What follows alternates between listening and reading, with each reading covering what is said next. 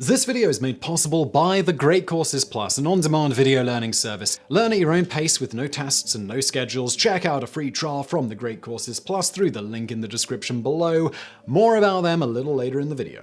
When it comes to the hotly debated field of biblical archaeology, the specialists who arduously excavate within the countries or ancient sites referred to in the Bible often uncover archaeological finds that broaden our knowledge of the world as it existed in ancient times. It goes without saying that these finds usually lead to intense interest from the media and severe scrutiny from historians and fellow archaeologists alike, as the need for unbiased reporting remains crucial to each find. Though most of today's key biblical archaeological finds are the result of years of structured and meticulous excavation, some are occasionally uncovered only through sheer luck and the persistence of the archaeologists themselves.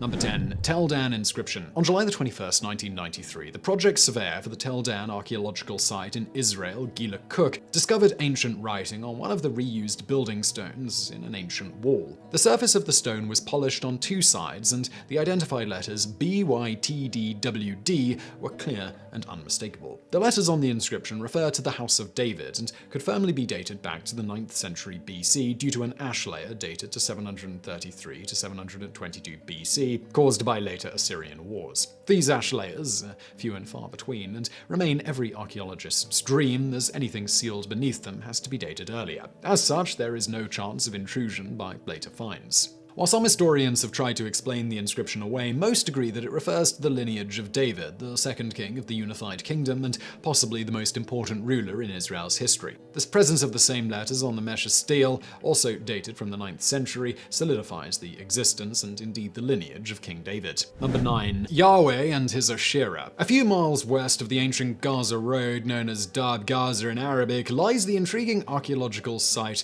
of Kuntilet Ajrud. It has no known biblical name and is isolated and almost inaccessible from other settlements in the vicinity. In 1975, archaeologist Ziv Michel from Tel Aviv University and his team of 9 volunteers, mainly from the kibbutzim and a few of his co-workers, agreed to excavate the site. The finds from Kuntilet Ajrud were fantastic. Among the most notable finds were 2 8th century BC pitoi, or storage jars that weighed about 30 pounds each. The now reconstructed pitoi are painted with male and female deities, humans, animals, and symbols, and feature a number of inscriptions, including 3 that referred to Yahweh and His Asherah or Asherah. Though it has been found that many of the images were only added to the storage jars at a later date and were possibly influenced by war in the ancient Near East. Many have wondered whether these images depict God with his female consort, as Asherah was a well-known pagan goddess. While we cannot touch on the subject without opening a can of worms, the fact remains that everything about Kuntilet Ajrud and its finds continue to be puzzling,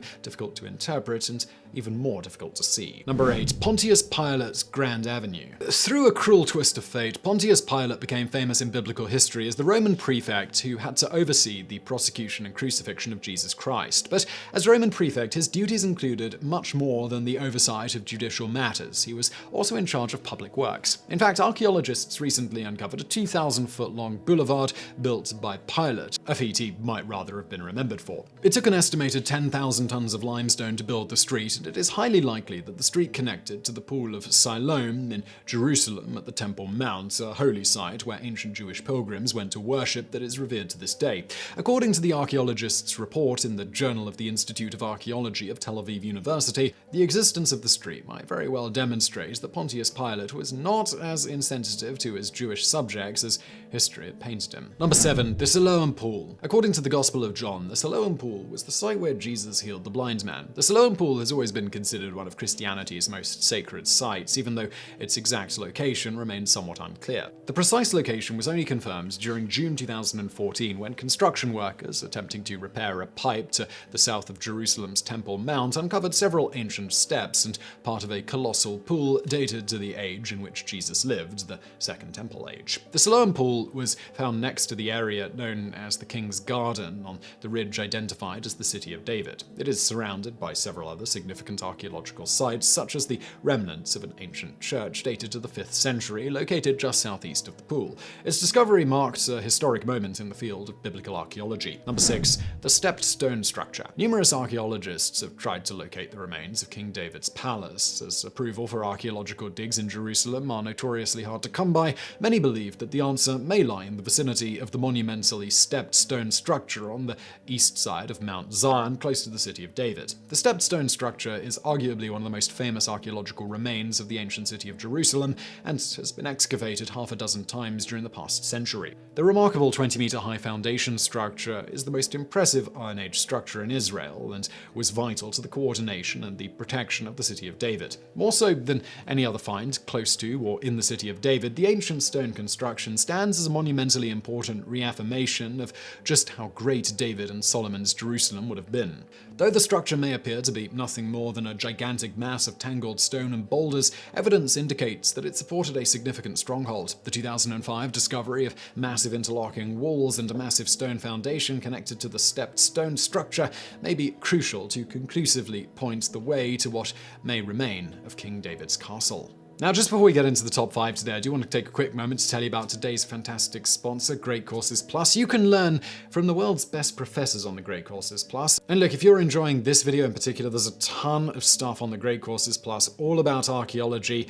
One particularly worth checking out is Archaeology, an Introduction to the World's Greatest Sites. It's actually from National Geographic. If you're enjoying this video, that is going to be right up your street. And so is just a bunch of other stuff on the Great Courses Plus.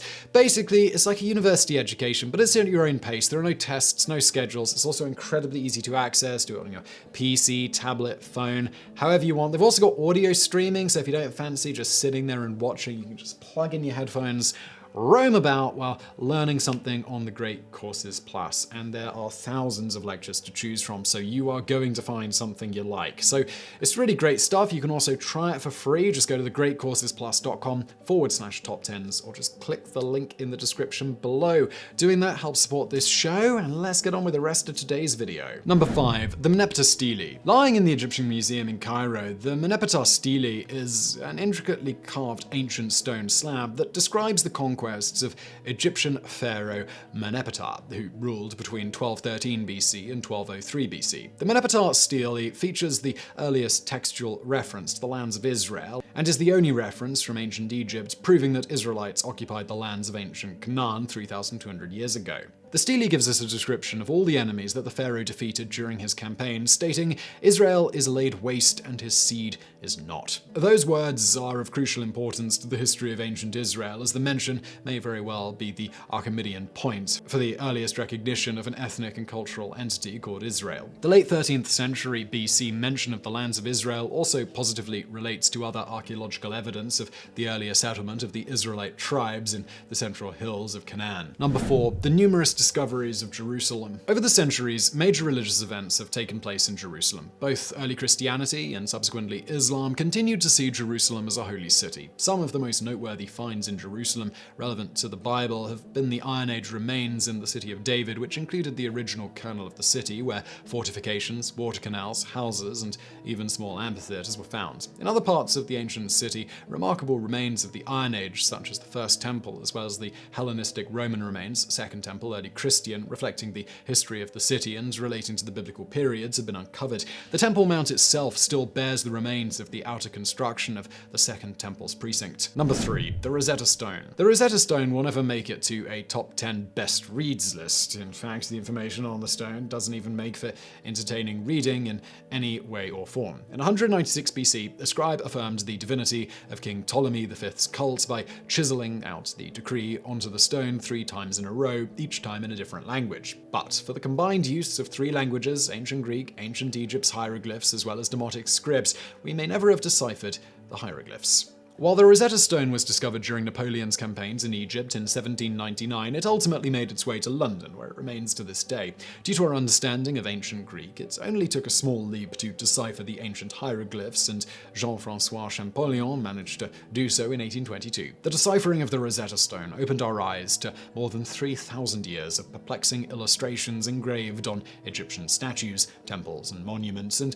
gave us a plethora of knowledge that verifies the scriptures. Number 2. The Dead Sea Scrolls. In 1947, the world received one of its greatest biblical archaeology gifts when a young shepherd boy uncovered the Dead Sea Scrolls. Uncovered in different caves on the northwestern shore of the Dead Sea, the thousands of pieces of parchment were painstakingly pieced together over a number of years and played a significant role in our understanding of ancient Jewish culture and the Bible today, as the scrolls covered the entire Hebrew Bible except for Esther. The scrolls were dated to the late 3rd century BC and also included several non-biblical writings, commonly linked to the religious group of Essenes that lived and worked in the surrounding region of Qumran. The Dead Sea Scrolls highlighted many facets of the Second Temple Jewish culture. They are indeed the greatest and, in most cases, the earliest examples of the Bible's holy texts. Number 1. The Ketef Hinnom Scrolls. May the Lord bless you and keep you. May the Lord cause his face to shine upon you and be gracious to you. May the Lord lift up his countenance upon you and grant you peace. The blessing might be one of the most recognizable verses spoken in ceremonies of both Judaism and Christianity today, yet very few know that the priestly benediction is the earliest biblical verse ever to be discovered from ancient relics. 2 small spools of silver, each wound securely and bearing the engraved phrase, were discovered in a tomb near Jerusalem and dated back to the late 7th or early 6th century BC, more than 400 years older than the Dead Sea Scrolls. Apart from archaeological circles, these 2 scrolls, which contain the oldest citations of biblical texts in Hebrew, remain relatively unknown. To add to their significance, the fact that the blessing was discovered on 2 separate artifacts in a tomb of that age underscores the significance of the benediction to the ancient Israelites' religion. So I really hope you found that video interesting. If you did, please do hit that thumbs up button below. Don't forget to subscribe. Also, please do check out our fantastic sponsor, the Great Courses Plus, linked to below. And thank you for watching.